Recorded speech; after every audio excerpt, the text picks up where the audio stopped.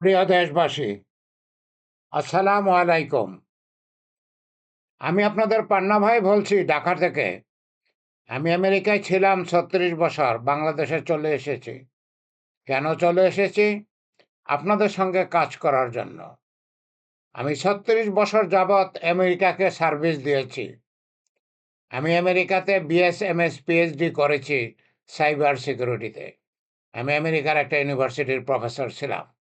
কিন্তু সবকিছু ফেলে আমি বাংলাদেশে আপনাদের কাছে চলে এসেছি আপনাদের সঙ্গে কাজ করার জন্য। আমার আজকের ভিডিওর বিষয়বস্তু বাংলাদেশের জন্য যেই কোটি কোটি ডলার ইনকাম করার একটা পথ খোলা আছে, সেটা বাংলাদেশের কেউ কি খেয়াল করতেছেন? আমার মনে হয় না। শুনুন, এই যে সাইবার সিকিউরিটি সার্ভিস, যেটাকে আইসিটি সার্ভিস বলে, পৃথিবীতে এখন $4 ট্রিলিয়ন সার্ভিস প্রয়োজন। পৃথিবীতে প্রতি বছরে $4 ট্রিলিয়ন সার্ভিস প্রয়োজন। আপনারা হয়তো অনেকেই ট্রিলিয়ন কি সেটা জানেন না, বোঝেন না। যারা বোঝেন তারা বোঝেন যে সেটা কত বড় টাকার অঙ্ক। আমরা যেই টাকার হিসাব করি হাজার, ১,০০০ হাজার যদি একখানে করা হয়, সেটা হয় ১,০০,০০,০০০। ১,০০০ মিলিয়ন যদি একখানে করা হয়, সেটা হচ্ছে ১,০০,০০,০০,০০০। ১,০০০ বিলিয়ন যদি একখানে করা হয়, সেটা হচ্ছে ১,০০,০০,০০,০০,০০০। এখন চিন্তা করে দেখেন যে $১,০০,০০,০০,০০০ টাকা, $১,০০,০০,০০,০০০ কত ডলার আর কত টাকা! একটা পাহাড়ের সমান উঁচু ডলার, একটা পাহাড়ের সমান উঁচু ডলার, একটা পর্বতের সমান উঁচু টাকা। ঠিক আছে? তার $4 ট্রিলিয়ন, $4 ট্রিলিয়ন সার্ভিস এখন দরকার পৃথিবীতে। ভারত, শুধু ভারত $200 বিলিয়ন আইসিটি সার্ভিস রপ্তানি করতেছে। ভারত $200 বিলিয়ন আইসিটি সার্ভিস রপ্তানি করতেছে। আমরা কি করতেছি? ঘোড়ার ডিম। আমরা করতেছি ঘোড়ার ডিম। আমরা পিছিয়ে আছি কেন? কেন পিছিয়ে আছি? আমাদের দেশে কি আমাদের দেশে কি সায়েন্টিস্ট নাই? আমাদের দেশে কি আইসিটির এক্সপার্ট নাই? অবশ্যই আছে, কিন্তু তাদেরকে কাজে লাগানো হচ্ছে না। কারা কাজে লাগাবে? সরকার। সরকার কি করতেছে? সরকার কি বাংলাদেশের যে আইসিটি এক্সপার্ট আছে তাদেরকে কাজে লাগাচ্ছে? সরকার কি বাংলাদেশে নতুন আইসিটি এক্সপার্ট তৈরি করার চেষ্টা করতেছে? করতেছে না। করতেছে না। পরিষ্কার কথা, করতেছে না। আসুন, আমরাও চেষ্টা করি। আমরাও চেষ্টা করি। আমরা যদি সঠিক প্রশিক্ষণ দেই, তাহলে বাংলাদেশের পরিশ্রমী যুবক-যুবতী, বাংলাদেশের মেধাবী যুবক-যুবতী, এরা পৃথিবীর অন্যান্য দেশ থেকে আরো উন্নত আইসিটি সার্ভিস দিতে পারবে। তারা আমাদের বাংলাদেশের মেধাবী এবং পরিশ্রমী যুবক-যুবতী যদি সঠিক ট্রেনিং পায়, তাহলে পৃথিবীর অন্যান্য দেশ থেকে ভালো সার্ভিস দিতে পারবে। ভারত $200 বিলিয়ন সার্ভিস দিচ্ছে। আমরা এর চেয়ে বেশি সার্ভিস দিতে পারি। কিন্তু আমাদের কেউ চেষ্টা করতেছে না। আমাদের কেউ আগায় আসতেছে না। সবাই চাঁদাবাজি আর সিন্ডিকেট নিয়ে ব্যস্ত। চাঁদাবাজি আর সিন্ডিকেট নিয়ে ব্যস্ত। আসুন ওই খপ্পর থেকে বের হয়ে আসি। ওই খপ্পর থেকে বের হয়ে আসি। আসুন আমরা সকলে মিলে দেশের উন্নতি করি।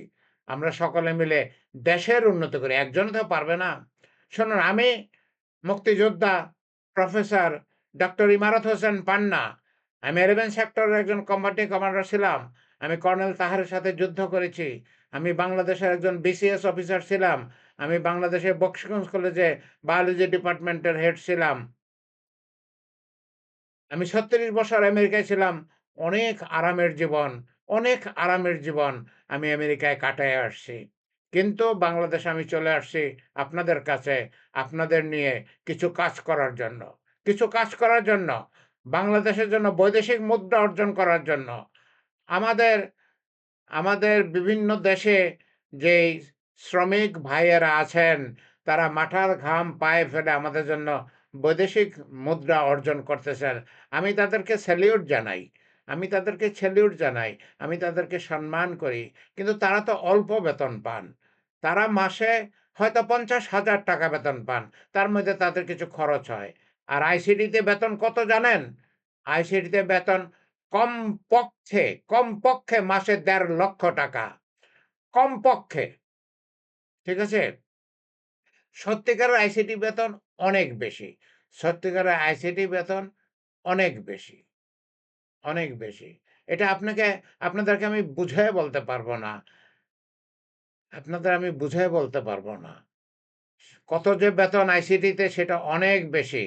শুনুন, আপনি কল্পনা করতে পারেন যে $২০০,০০০, $২৫০,০০০ একজন আইসিটির এক্সপার্ট উপার্জন করে? কল্পনা করতে পারেন? কিন্তু সেটা সত্যি। সেটা সত্যি। আমরা যদি আমাদের বাংলাদেশের যুবক-যুবতীদেরকে সঠিক ট্রেনিং দেই, তাহলে তারা ঐরকম উপার্জন করবে। ঐরকম উপার্জন করবে। বছরে ২০০ থেকে $৩০০,০০০, বছরে বছরে ২-৩ কোটি টাকা তারা উপার্জন করবে। শুনুন, কি লাগবে? আমাদের বাংলাদেশের যুবক-যুবতীদের মেধা আছে। আমাদের বাংলাদেশের যুবক-যুবতীরা কোনো দেশের থেকে পিছিয়ে নাই। কিন্তু তাদেরকে কাজে লাগানো হচ্ছে না। আসুন আমরা তাদেরকে কাজে লাগাই। শুনুন, আমি প্রফেসর পান্না। আমি মেরিল্যান্ড ইউনিভার্সিটিতে ১৫ বছর প্রফেসর ছিলাম। আমি আমেরিকায় ৩৬ বছর আইসিটির সার্ভিস দিয়েছি। আমি ৪০ বছর যাবত এই আইসিটির কাজ করি। আমি বাংলাদেশের সিভিল এভিয়েশনের আইটির হেড ছিলাম। আসুন আমরা চেষ্টা করি। আমি আপনাদেরকে প্রশিক্ষণ দেব। আমি তো একজন প্রফেসর। আমি বাংলাদেশে প্রফেসর ছিলাম। আমি আমেরিকায় প্রফেসর। আমি আপনাদেরকে ট্রেনিং দেব। শুধু বাংলাদেশ সরকারকে একটু আগায় আসতে হবে।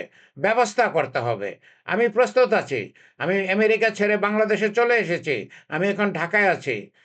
বাংলাদেশ সরকার যদি চান, আমি বাংলাদেশকে সর্বতোভাবে সাহায্য করব। বাংলাদেশের যুবক-যুবতীদেরকে ট্রেনিং দেওয়ার জন্য, তাদেরকে আইসিটি সার্ভিসে তাদের দক্ষ করার জন্য, যাতে বাংলাদেশ কোটি, কোটি ডলার বিদেশ থেকে রপ্তানি করে বিদেশে কোটি, কোটি ডলার উপার্জন করতে পারে। বাংলাদেশ শীঘ্রই ধনী হয়ে যাবে ইনশাআল্লাহ। আমরা যদি সমন্বিতভাবে চেষ্টা করি, বাংলাদেশ শীঘ্রই ধনী হয়ে যাবে ইনশাআল্লাহ। আমি ১ম দিনের চেয়ে বেশি বলতে চাই না। আমি এর উপরে আরো ভিডিও করব। আপনারা খেয়াল রাখবেন আমি কখন ভিডিও করি। দয়া করে আমার ভিডিও দেখবেন।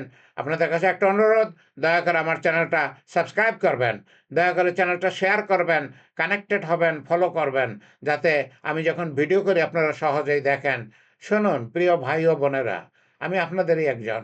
আমি ৩৬ বছর আমেরিকায় ছিলাম আ জীবনের তাগিদে। এখন আল্লাহ আমাকে যথেষ্ট দিয়েছেন।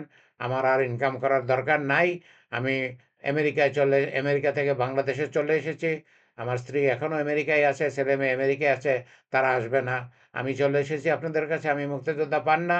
আমি সেই ৫৫ বছর আগে বাংলাদেশের জন্য সামান্য কিছু করতে পেরেছিলাম। আমি তখন বিশ্ববিদ্যালয়ের ছাত্র ছিলাম। বিশ্ববিদ্যালয় ফেলে দিয়ে আমি ভারতে গিয়েছিলাম, ভারতে ট্রেনিং নিয়েছিলাম। 11 সেক্টরের কোম্পানি কমান্ডার হিসাবে কর্নেল তাহেরের সাথে আমি যুদ্ধ করেছি। আমার যতটুকু করার তখন আমি করেছি। তারপরে ৩৬ বছর আগে আমি আমেরিকা চলে গিয়েছি। আমেরিকার একজন প্রফেসর আমাকে খুব পছন্দ করতেন যখন আমি কলেরা হাসপাতালে চাকরি করতাম। আমি বিসিএস অফিসার ছিলাম, সিভিল এভিয়েশনে ছিলাম। বাংলাদেশের গভর্নমেন্টে বেতন খুবই কম, সুযোগ সুবিধা কম। যার জন্য আমি আমি কলেরা হাসপাতালে জয়েন করেছিলাম। কলেরা হাসপাতালে একজন প্রফেসর আমাকে খুব পছন্দ করেছেন। উনি আমেরিকায় নিয়ে গেছেন। ৩৬ বছর থাকার পরে আমি এই মাসেই বাংলাদেশে চলে এসেছি। আমি আপনাদের সঙ্গে থাকবো। আমি আপনাদেরকে সাহায্য করব। আমি আপনাদেরকে কম্পিউটার শেখাবো, আইসিটি শেখাবো। আমার যে ৪০ বছরের যে অভিজ্ঞতা, ৪০ বছরের যেই ডিগ্রি, আমার কয়েকটা খুব বড়, বড় ডিগ্রি আছে। আল্লাহর কাছে হাজার শুকরিয়া।